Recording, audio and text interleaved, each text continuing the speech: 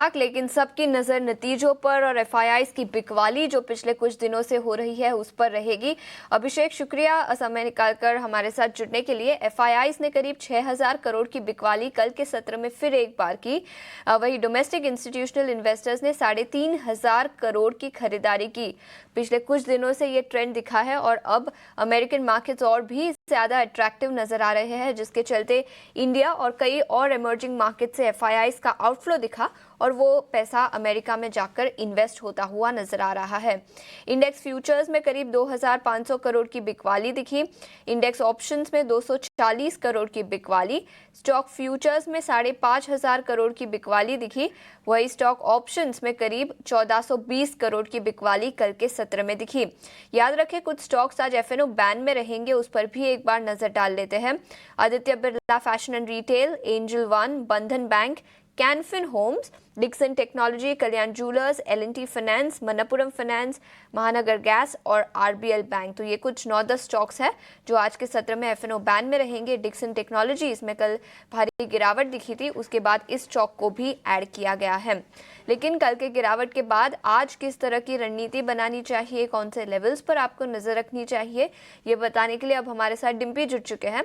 Dimpy, good morning. बताएं, नतीजों का सिलसिला शुरू हो चुका है, सबकी नजर अब बजट पर रहेगी, लेकिन इंडेक्स लेवल पर कौन से लेवल्स पर हमें नजर रखनी चाहिए?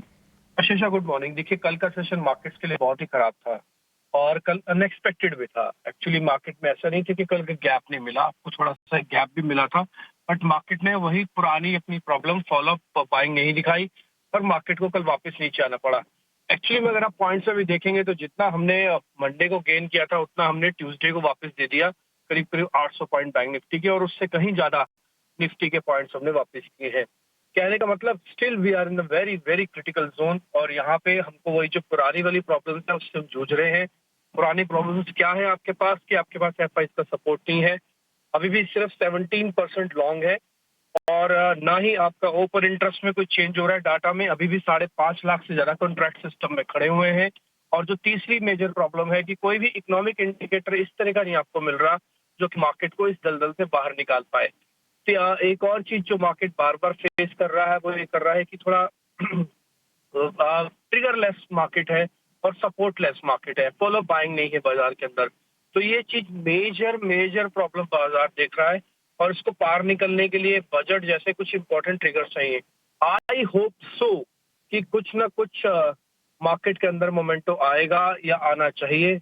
देखिए, अभी मैं ये तो नहीं कहूंगा कि आप एकदम से बाय कीजिए। हमारा स्टांस पिछले 15 दिनों से या 20 दिन से यही है कि एक्यूमुलेट करना है। मैं स्टिल अभी भी एक्यूमुलेशन वाले स्टांस के साथ ही रहूंगा। दो चीजें मैं आपको बहुत क्लियर कर देता हूँ। मार्केट का नेचर अभी काफी खराब है, विक्स 17 के ऊपर चल रहा है और 100-200 पॉइंट के स्विंग्स को देखेगा भी नहीं। तो आप ना मार्केट में थोड़ा क्लोजली वॉच करो।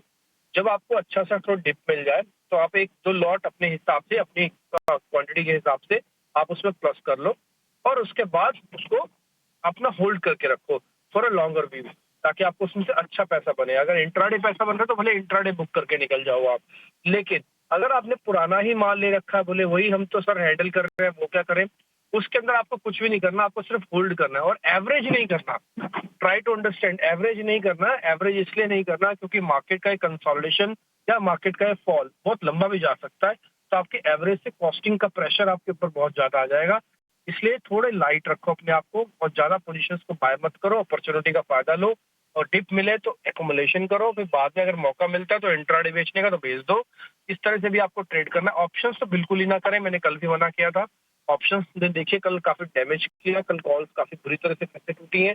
तो थोड़ा अवेयर रहना है, थोड़ा सावधान रहना है और वेट करना है मार्केट के कंसोलिडेशन होने का। दो लेवल्स बताता हूँ फिर से, 50,700, 23,700।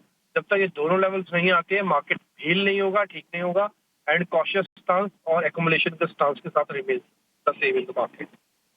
डिप मिले तो अक्यूमुलेट करने की सलाह। डिम्पी, बहुत बहुत शुक्रिया हमारे साथ जुड़ने के लिए। और ये कुछ लेवल्स जहां पर आपको अपनी नज़र रखनी चाहिए, लेकिन बाजार में विस्तार में चर्चा करने के लिए अब हमारे साथ इन्वेस्ट फॉर एड्यू के आदित्य अग्रवाल भी जुड़ चुके हैं। Aditya, good morning. बताएं, आपकी रणनीति आज क्या होगी?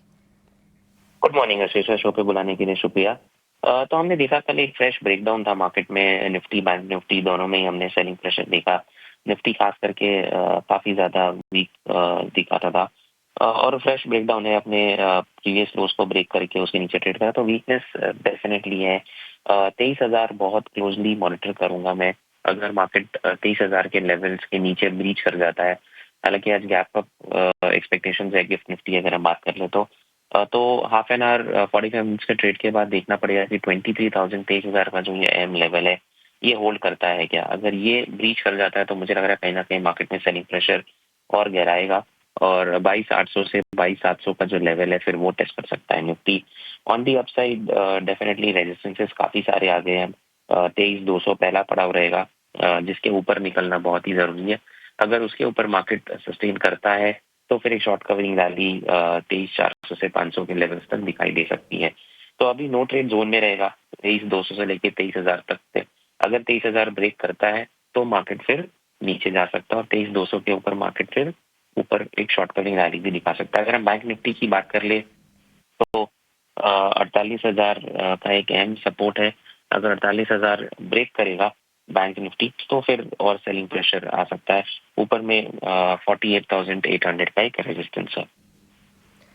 ये तो हुआ नजरिया इंडेक्स लेवल पर, लेकिन इसके अलावा स्टॉक स्पेसिफिक आइडियाज कौन से होंगे आदित्य आज सुबह?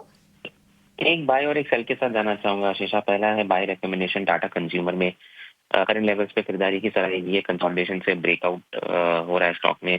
1050 का लक्ष्य, 935 का स्टॉप लॉस। सिप्ला में सेल है, एक फ्रेश ब्रेकडाउन देखने मिल रहा है हमें स्टॉक में। तो करंट लेवल्स पे बेचने की राय रहेगी। 1350 का टारगेट, 1470 का स्टॉप लॉस।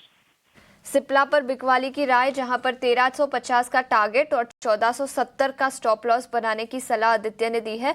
शुक्रिया समय निकालकर हमारे साथ जुड़ने के लिए, ये रणनीति और स्टॉक स्पेसिफिक आइडियाज बताने के लिए। पर नजर डालते हैं और आज कमोडिटी मार्केट पर रणनीति बताने के लिए अब हमारे साथ अजय केडिया जी जुड़ चुके हैं।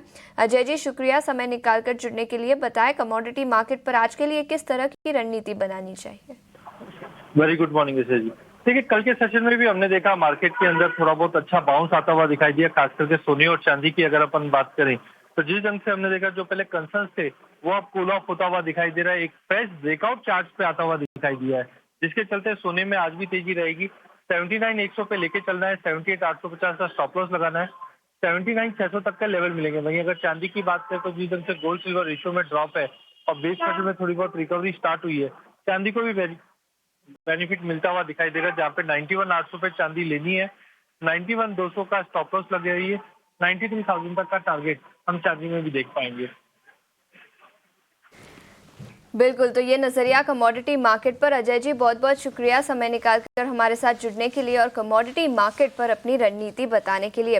अग्रवाल हमारे साथ जुड़े थे, उन्होंने अपने टॉप पिक्स बताए थे। टाटा कंज्यूमर पर खरीदारी की राय, 1,050 रुपए का लक्ष्य और 935 रुपए प्रति शेयर का स्टॉप लॉस। और इसके अलावा सिप्ला स्टॉक पर बिकवाली की राय दी है उन्होंने, 1350 का लक्ष्य और 1470 का स्टॉप लॉस बनाने की सलाह।